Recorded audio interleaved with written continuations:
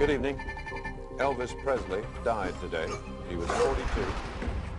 He was found at his home in Memphis, not breathing. His road manager tried to revive him. He failed. A hospital tried to revive him. It failed. His doctor pronounced him dead at 3 o'clock this afternoon. Elvis! Elvis Presley era o rei do rock and roll. Sua ascensão meteórica à fama nos anos 50 fez dele uma das primeiras estrelas internacionais do mundo. Estima-se que ele tenha vendido 1 bilhão de álbuns. Mas às 3 horas da tarde de 16 de agosto de 1977, Elvis Presley é declarado morto após ser encontrado inconsciente no chão do banheiro de Graceland, sua mansão em Memphis. Ele tem apenas 42 anos. A morte repentina e inexplicada de um dos homens mais famosos do planeta logo gera especulações e ainda é envolta em mistério. O Elvis não era um homem saudável e eu estou surpreso pelo número de possíveis causas de morte. A maior parte dos órgãos estava com o dobro do tamanho que devia estar. Ele estava muito constipado e estava tomando vários remédios controlados. O desafio aqui é tentar compreender quais deles acabaram matando o Elvis Presley. Autópsia de famosos. Elvis Presley.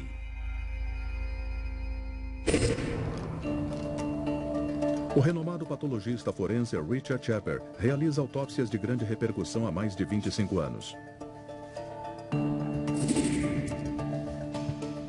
Ele foi o especialista que trabalhou nas mortes da princesa Diana, das vítimas dos ataques de 11 de setembro e na investigação do Domingo Sangrento.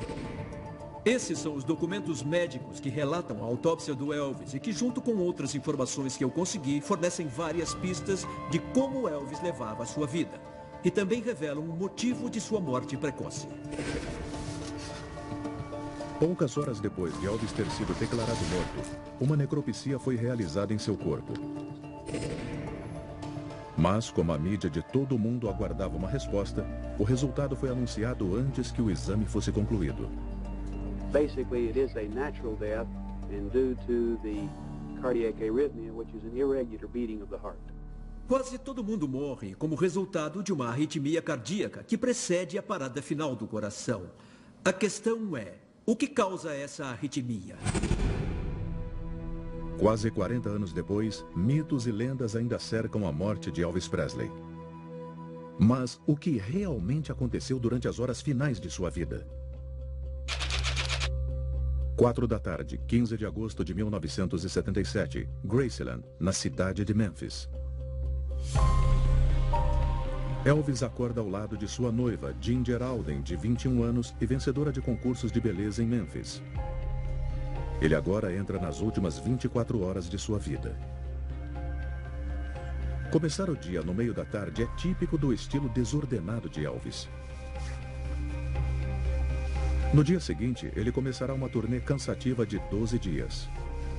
As vendas de seus álbuns estão diminuindo e, apesar de ganhar milhões, Elvis enfrenta problemas financeiros. 50% de seus ganhos ficam com seu empresário, o coronel Tom Parker. As turnês são a única maneira de Elvis pagar suas dívidas.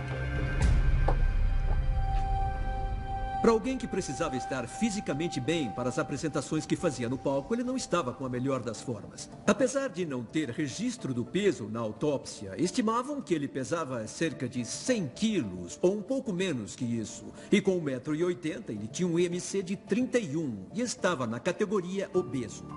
Outro detalhe mostrado na autópsia é que ele tinha o colesterol alto, o que é associado à obesidade. Nos últimos anos, Elvis tem brigado com a balança. Quando ele começou a engordar, eu fiquei muito preocupado com ele. O Elvis não era do tipo que conhecia a gastronomia. Ele gostava de comidas suíças comuns. Elvis adorava alimentos com muita gordura, alto colesterol e poucas fibras. Ele supostamente comia de tudo, de frango frito e cheeseburger a sanduíches gigantes com geleia, bacon e creme de amendoim. Ele tinha funcionários para fazer comida para ele 24 horas por dia e podia se esbaldar com comida sempre que quisesse. Elvis Aaron Presley nasceu no sul dos Estados Unidos em 1935. Seus pais o criaram com comida sulista caseira e com a música gospel tradicional que ele cresceu amando. Quando eu conheci ele, a gente tinha 12 anos e foi na aula de música do 2º grau. Eu não sabia o que era, mas eu pensava, esse cara é meio diferente. Em 1954, o rock and roll nasceu quando Elvis Presley, com 19 anos, surpreendeu o mundo com seu primeiro sucesso, That's Alright Mama. A música nunca mais seria a mesma. A personalidade do Elvis mudou quando ele pisou naquele palco. Ele virou um cara diferente e ele me chocou um pouco, porque eu não sabia que ele tinha tanto ritmo. Elvis conseguiu emplacar 18 singles no primeiro lugar e vendeu estimados 1 bilhão de álbuns. Se o Elvis cantasse no palco na sua frente, você ia pensar que ele estava cantando só para você. Isso é um dom. Ele era um homem lindo. Eu nunca vi uma foto que fizesse jus à aparência que ele tinha. Mas quando entrou na casa dos 40 anos, Elvis mostrava sinais claros de declínio físico e mental. As imagens icônicas do Elvis sempre mostraram os seus cabelos pretos. Mas a autópsia revela que o cabelo dele foi tingido.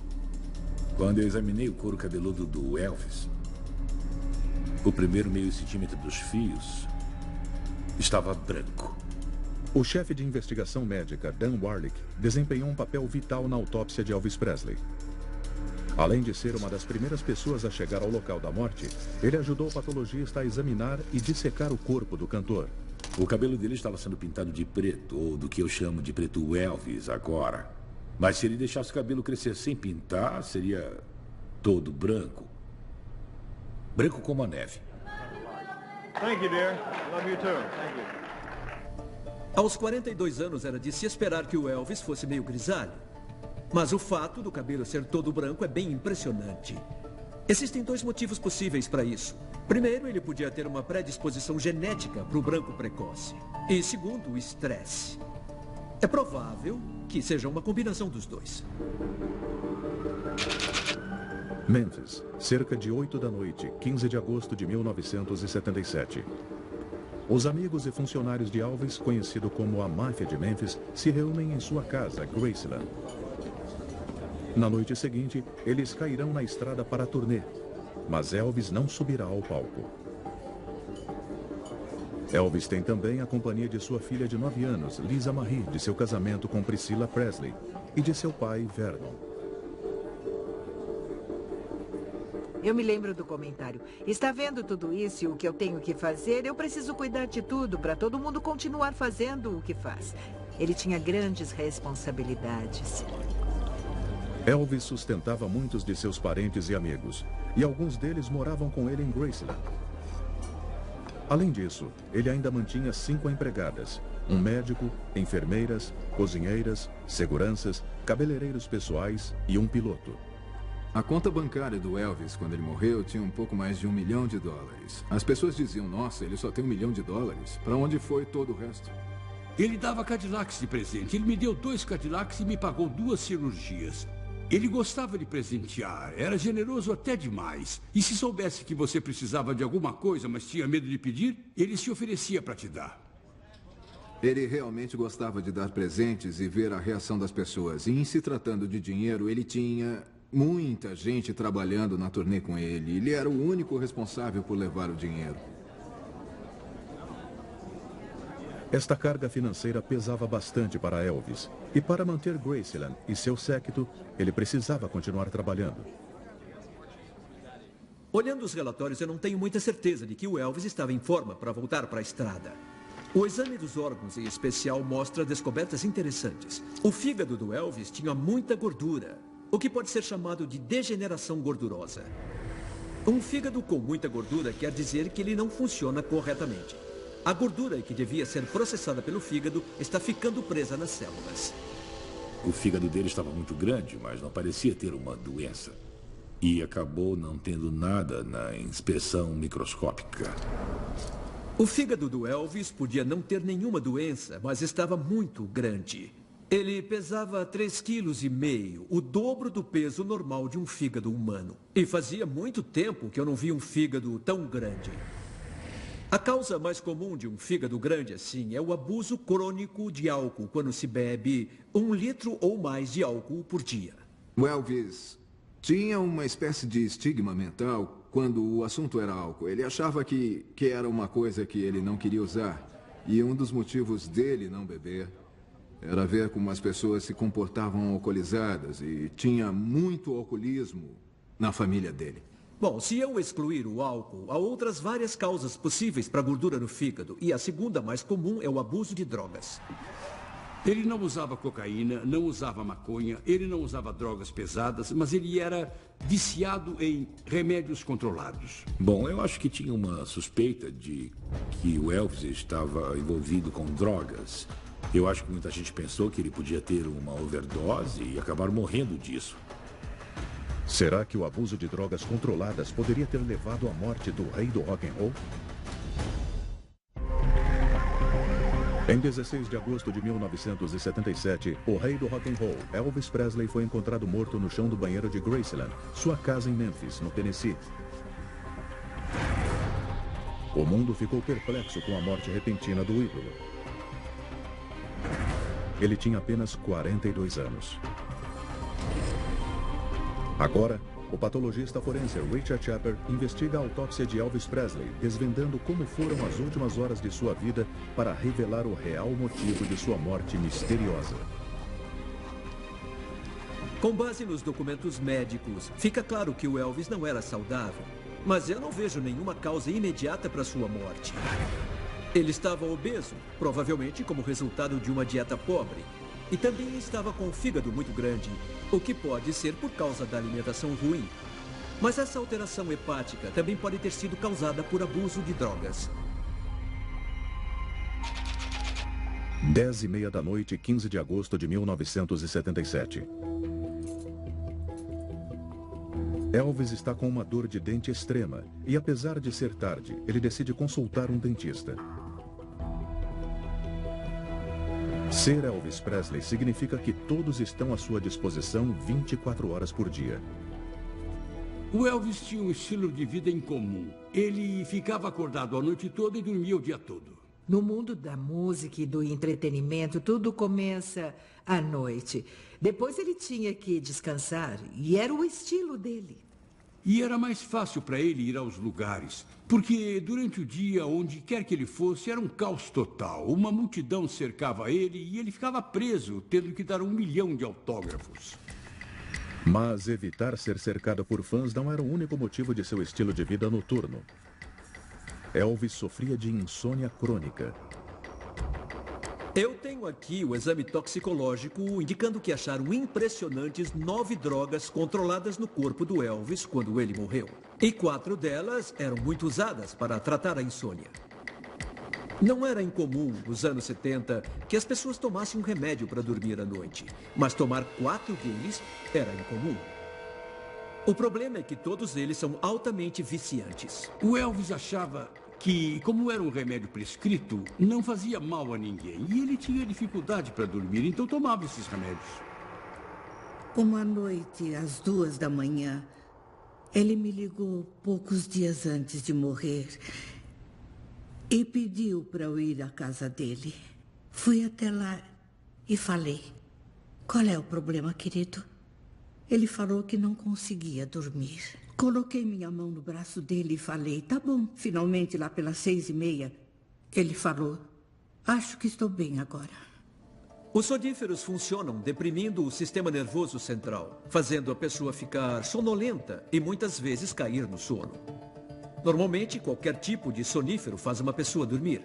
Mas, com o tempo, o Elvis desenvolveu uma tolerância. E aí precisava tomar mais para poder dormir. Elvis tinha um histórico de sono interrompido que datava de sua infância. Mas na tenra idade de 23 anos, sua insônia foi intensificada quando seu mundo desabou. Ele ficou totalmente arrasado quando a mãe dele morreu.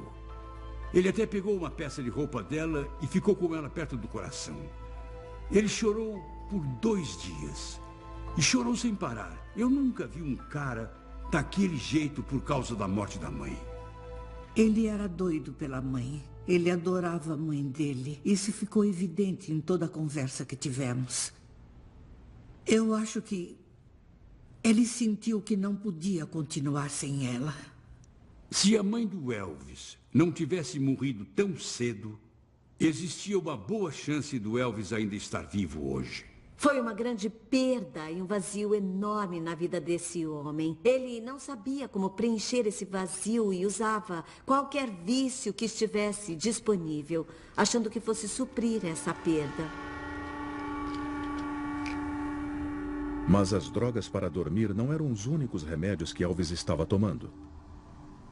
No exame toxicológico, também vi que ele estava tomando um remédio chamado diazepam, também conhecido como Valium, que é uma droga ansiolítica bastante comum. Ele também tomava amitriptilina, que é um medicamento usado para tratar a depressão. A presença e a combinação desses dois sugere um homem que sofria de ansiedade extrema e depressão. Estudos já demonstraram que quando se tem um sono interrompido, isso pode provocar todo tipo de problema fisiológico e psicológico, como ansiedade. E algumas pessoas sofrem de depressão quando não conseguem dormir. E se ele sofria de insônia e tinha um estilo de vida em que ficava acordado a noite toda, isso teria afetado totalmente o humor dele. À 00:28, Elvis retorna do dentista para Graceland, possivelmente com um analgésico.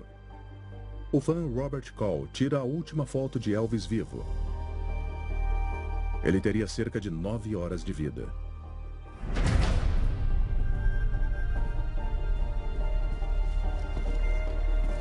Quando eu vi o exame toxicológico, percebi que o Elvis tinha o analgésico codeína na corrente sanguínea. Normalmente eu não ficaria preocupado, mas ela estava presente em níveis perigosamente altos. E a presença dessa droga numa quantidade tão alta indica que ele devia estar sentindo uma dor considerável. Quando algo tem tudo para dar errado e você decide pagar para ver... Mas a dor de dente não era o único incômodo a afetar Elvis Presley.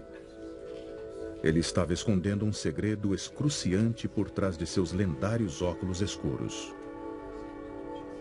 Analisando os relatórios médicos, eu percebi que o Elvis estava sofrendo de uma doença ocular agonizante, conhecida como glaucoma.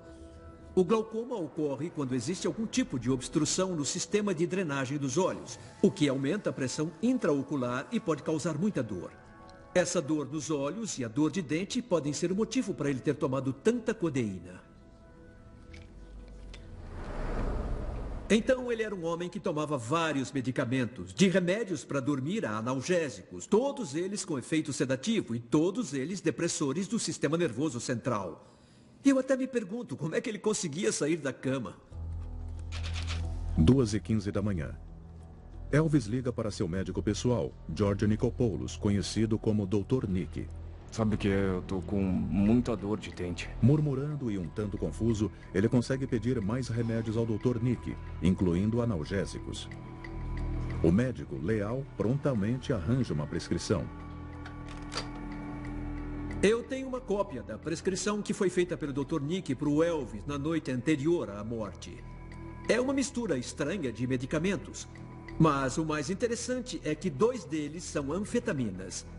Dextroanfetamina e bifetamina. Basicamente são estimulantes legalizados. Nenhuma dessas drogas estava presente no corpo do Elvis quando ele morreu. Mas a prescrição dessas drogas me leva a acreditar que o Elvis precisava de estimulantes para neutralizar o efeito de todos os remédios sedativos que ele tomava.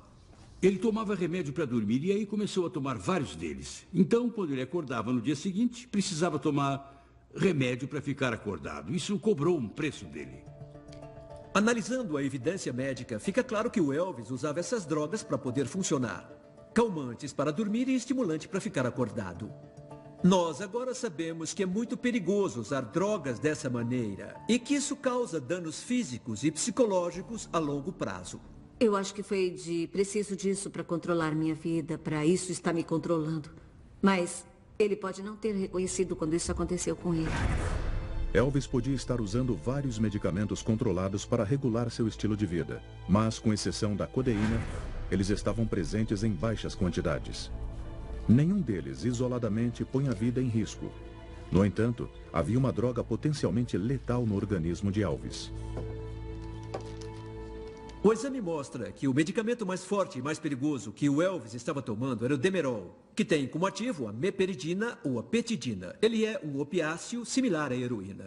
É uma droga que age diretamente no cérebro para controlar a dor.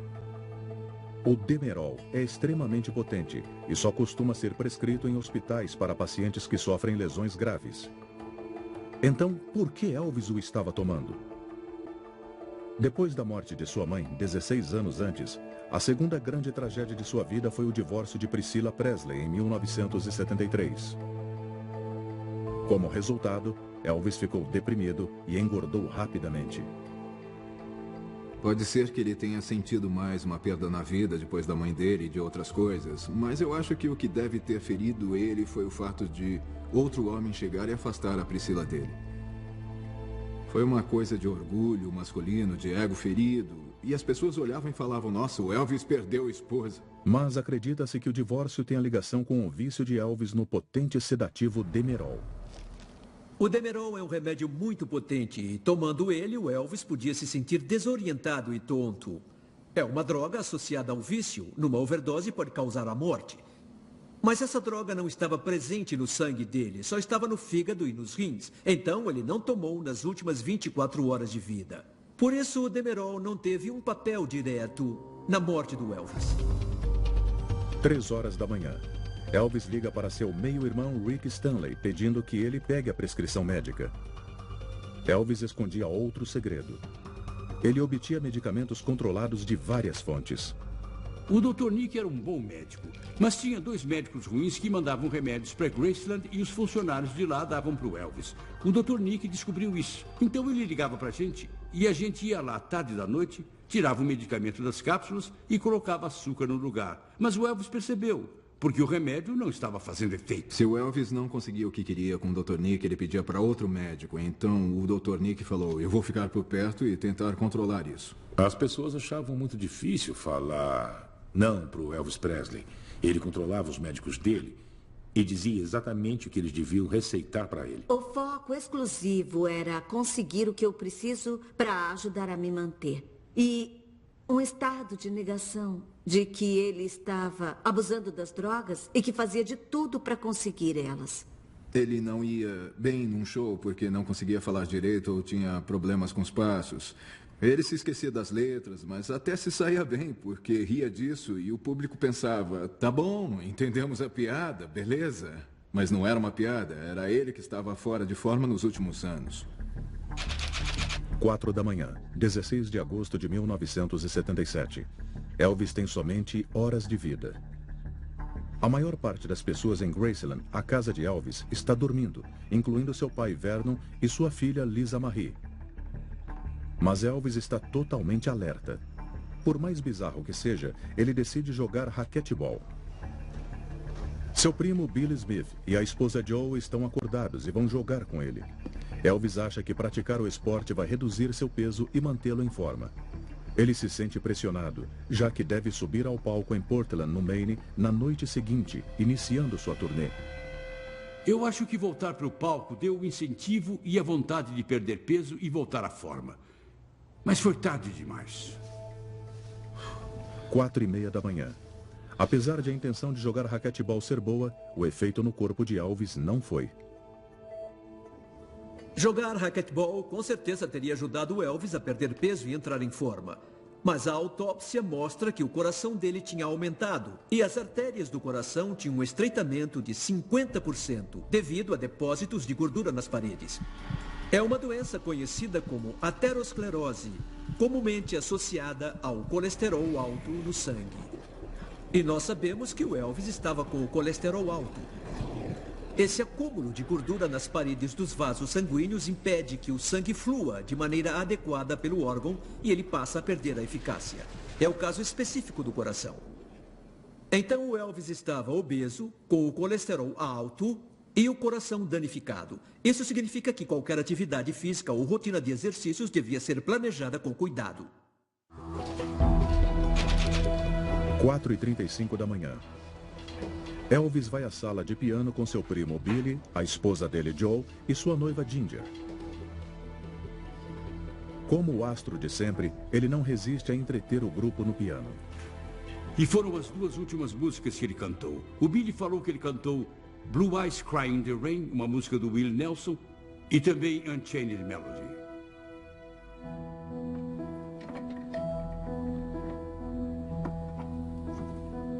Por volta de 5 da manhã, Elvis vai para a cama.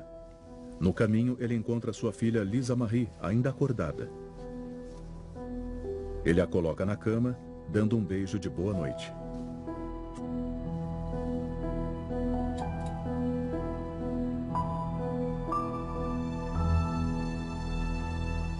Por que não tenta dormir?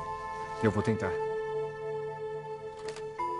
Em seu quarto, Elvis liga para Rick, exigindo mais remédios para dormir. Rick entrega a primeira leva e Elvis tenta adormecer. O único arrependimento que eu tive olhando para o tempo que passei com o Elvis foi o fato de não conseguir ajudar ele. Você tenta ajudar uma pessoa, ela recusa ajuda, você vai embora e a porta bate na sua cara. Bom, algumas pessoas falavam para ele, você não está bem, precisa cuidar da sua saúde, tire um tempo de folga. Mas o Elvis levou uma boa parte da vida achando o seguinte, a vida é minha, eu estou no controle, valeu pela dica, mas não obrigado. Ainda acordado às 7 da manhã, Elvis liga para Rick pedindo mais uma leva de soníferos. Depois, ele ainda não consegue dormir. Eu não consigo pegar no sono. Cerca de 1 hora depois, ele pede uma terceira leva.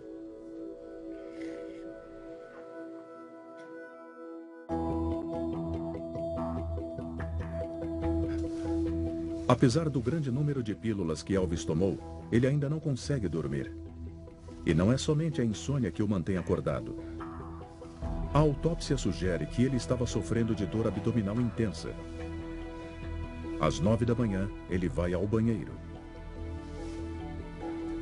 Ginger volta a dormir sem saber que o rei do rock and roll pode estar a minutos de sua morte. Através das informações médicas, nós já sabemos que muitos dos órgãos internos do Elvis não estavam normais. Alguns estavam com o dobro do tamanho. E a mesma coisa aconteceu com o cólon, ou com o intestino grosso. Em um exame, o tamanho normal deve ser 7,5 centímetros. O do Elvis estava distendido com quase 13 centímetros e estava cheio de um material cinzento parecido com giz. Ele provavelmente não defecava fazia vários dias. Isso pode ser muito desconfortável e até muito doloroso. E este problema potencialmente perigoso era conhecido. Parecia argila no intestino dele. Eu acho que ele não ia conseguir. Eu acho que seria necessária uma intervenção médica muito séria para limpar o órgão. O Dr. Nick tentou levar alguns médicos para Memphis para operar o Elvis e reduzir o cólon dele. E eles falaram, temos medo de operar o Elvis. O homem é um aço. Se acontecer alguma coisa, vamos ter problemas. Então, não operaram. Ele tentou resolver com remédios, mas não adiantava e foi ficando pior. Quando se toma um analgésico opiáceo, como a codeína, em algum antidepressivo, eles podem ter um efeito no sistema digestivo, fazendo ele ficar muito lento. Em outras palavras, o trânsito intestinal normal fica afetado. E o intestino fica inchado de tantas fezes, podendo se distender.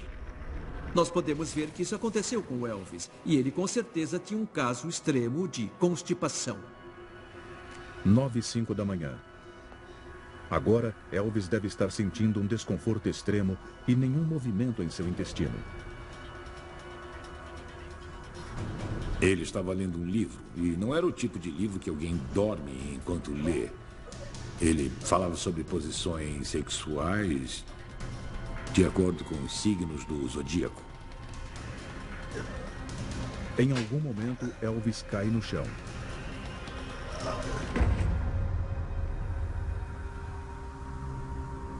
Ele estava deitado do lado esquerdo, com os joelhos dobrados, não na posição fetal, mas com o joelho direito em cima do esquerdo, no chão, com o rosto contra o chão.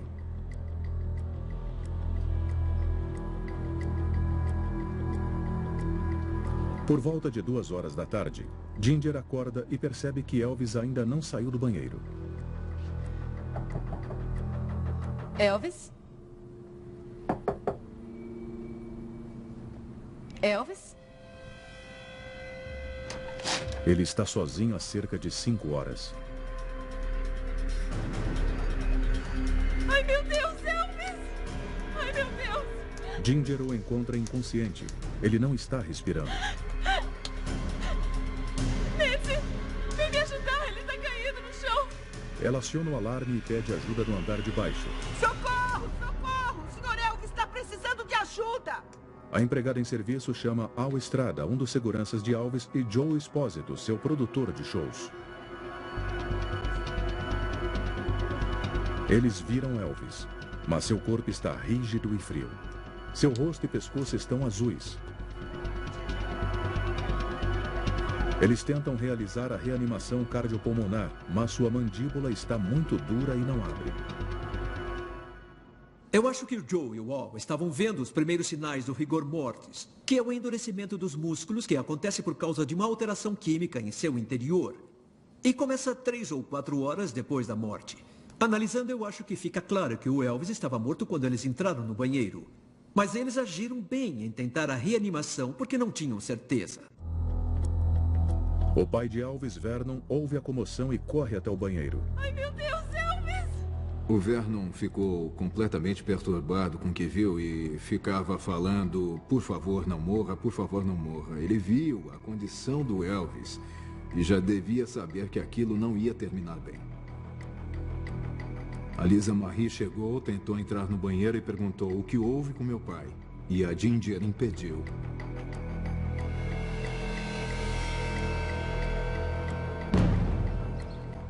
Às 2h33 da tarde, paramédicos chegam em Graceland. Ele não está respirando. Apesar de Elvis não ter pulso nem pressão sanguínea, os paramédicos tentam a reanimação cardiopulmonar. Ao não conseguirem, o levam às pressas para o Hospital Batista Memorial, em Memphis, onde continuam tentando reanimá-lo. Eu entrei no setor de emergência. Era tão evidente para mim que ele tinha morrido há muito tempo, mas estavam tentando reanimar. Eu falei, por favor, parem, não façam isso com ele. Como não perceberam que ele estava morto só olhando para ele? Por volta das 3 da tarde do dia 16 de agosto de 1977, Elvis Presley é declarado morto. O mundo lamenta a morte chocante do rei do rock and roll.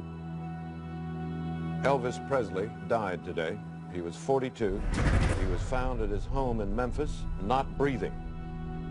Naquela hora eu senti como se alguém tivesse cravado uma faca no meu coração. Eu nunca senti nada igual na vida. Eu comecei a tremer e todo mundo começou a chorar. O Vernon Presley me deu um abraço e falou: George, nós o perdemos. Eu perdi meu filho e você, seu melhor amigo. Foi a coisa mais triste que eu já vi em toda a minha vida. Eu fiquei pasma. Fiquei totalmente pasma. Por que nós não vimos isso? Que ele estava tão doente. Quando você vê alguém com frequência, você não percebe. Ele era uma influência muito forte na minha vida. E eu sempre pensei nele como um ser supremo que sempre estaria com a gente.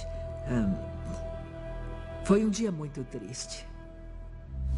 A autópsia de Elvis Presley foi realizada no dia 16 de agosto de 1977, às 7 da noite. Mas antes de ser concluída, com a mídia do mundo todo aguardando notícias, uma declaração extraordinária foi divulgada. Tinha umas 1000 pessoas do lado de fora do hospital. Todos os meios de comunicação queriam saber o que tinha acontecido.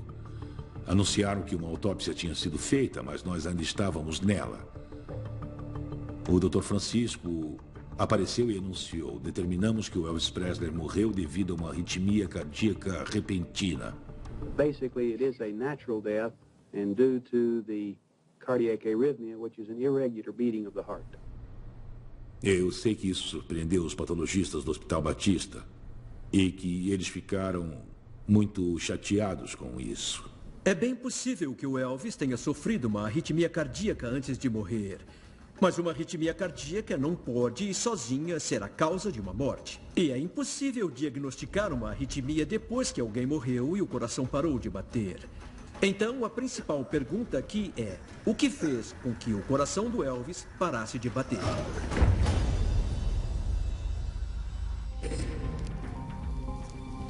O Dr. Richard Shepard vem investigando a fundo os registros médicos de evidências-chave da autópsia de Elvis Presley. Até agora, eu estabeleci que o Elvis estava abusando de vários medicamentos controlados, incluindo antidepressivos, analgésicos fortes e sedativos. Ele sofria de insônia. Estava com o fígado inchado e tinha aterosclerose. Ele tinha dor de dentes e nos olhos e tinha uma prisão de ventre extrema. Mas eu ainda não consegui identificar exatamente o que causou a sua morte. Em casos de morte repentina que ocorrem no banheiro, uma das primeiras coisas que os patologistas investigam é a embolia pulmonar. A embolia pulmonar é causada por um coágulo de sangue que viaja das veias da perna e se aloja nas artérias de um pulmão, causando morte repentina. Nós sabemos que existe uma associação entre embolia pulmonar e a vítima ter vontade de ir ao banheiro. E o fato de o Elvis ter desmaiado depois de claramente ter ficado no vaso fez os patologistas sugerirem isso. Mas procuraram e não encontraram evidência de embolia pulmonar.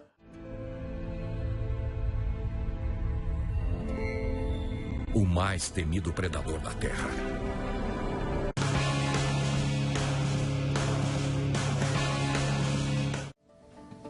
As evidências médicas e do local da morte podem se combinar para lançar luz sobre o que aconteceu nos últimos minutos e horas fatais quando Elvis estava sozinho no banheiro? A percepção pública foi de que ele morreu de overdose, porque o Dr. Nick escrevia montes e montes de receitas para tudo que ele queria. O exame toxicológico realmente indica que Elvis estava tomando várias drogas prescritas. Mas, quando o chefe de investigação médica, Dan Warlick, foi até o local da morte em Graceland, não encontrou sinais de pílulas no banheiro. Isso pareceu meio suspeito. Eu acho que alguém imaginava que ele podia ter uma overdose em algum momento. Então, existia um plano de contingência para lidar com aquilo se ele tivesse uma overdose e morresse. Dan Warlick não conseguiu descobrir nenhum sinal de abuso de drogas controladas. Mas foi capaz de fazer observações chocantes no local da morte, que ajudam a revelar por que e como Elvis morreu. Onde ele foi achado, eu consegui me deitar na mesma posição em que o corpo estava, com base na umidade do chão, onde a boca dele ficou e vazou alguns fluidos no piso. Meus pés ficaram a 1 metro de distância da privada onde ele estava antes de morrer. E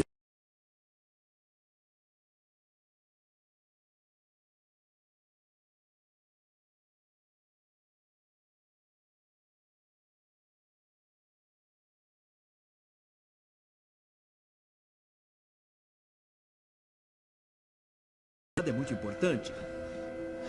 Quando uma pessoa morre de overdose, é comum que tenha uma hipoventilação que resulta em privação de oxigênio no cérebro. Então ela pode ficar inconsciente e, se estiver sentada no vaso, vai simplesmente cair no chão bem à sua frente. Mas o fato de ele ter levantado, ter derrubado alguns frascos da pia e soltado o livro, cambaleando antes de cair, sugere que ele pode ter ido procurar ajuda. Então ele teve consciência de alguma perturbação, dor ou anormalidade. E, na minha opinião, isso sugere que houve um problema cardíaco. O Dr. Shepard encontrou outras evidências para sustentar a teoria de que a morte de Elvis não foi diretamente ligada às drogas. O Elvis estava com o fígado extremamente grande. E isso pode ter sido causado pelas várias drogas controladas que ele estava usando. E pode ter ligação com a dieta pobre e com alto nível de colesterol. Mas existe outro motivo para o fígado inchar tanto. E seria a insuficiência cardíaca que causa um acúmulo de fluidos que acabam obstruindo o fígado. Elvis possuía um estreitamento grave das artérias que forneciam sangue ao coração. Elas estavam obstruídas por depósitos de gordura chamados ateroma. Mas tinha outro problema com o coração do Elvis, que também estava muito grande. Muito provavelmente devido a uma hipertensão de longo prazo que fez com que o músculo ficasse mais grosso para bombear o sangue com uma pressão mais alta pelo corpo. O coração do Elvis estava tão grande que pesava 520 gramas e o coração normal de um homem pesa 350. Isso indica que a situação era grave e que era provável que ele tivesse um problema cardíaco muito sério.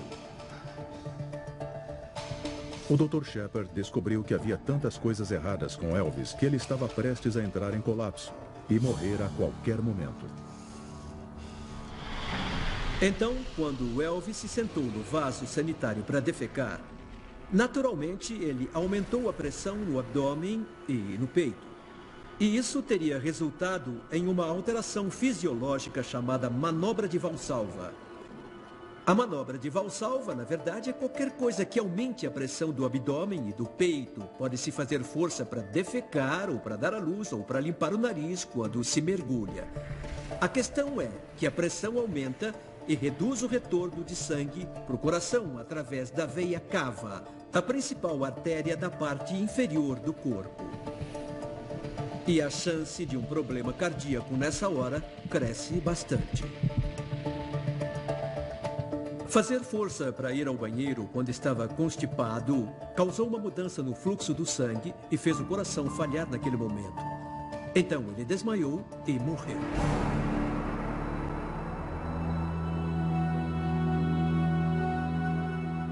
Ficou claro que era hora do Elvis ir embora. Foi uma cena bonita? Não. Mas eu aposto que ele está se divertindo no céu hoje. O Elvis Presley sempre vai ser lembrado como o maior artista que já viveu. Ele vendeu 1 bilhão de álbuns. Ninguém na história da indústria da música vendeu 1 bilhão de álbuns. Ele me perguntou uma noite, você acha que as pessoas vão se lembrar de mim? É claro, querido, vão se lembrar de você. E eu acho que ele sempre vai ser lembrado com amor e entrega, porque ele se entregou até não conseguir mais. Versão brasileira, Vox Mundi.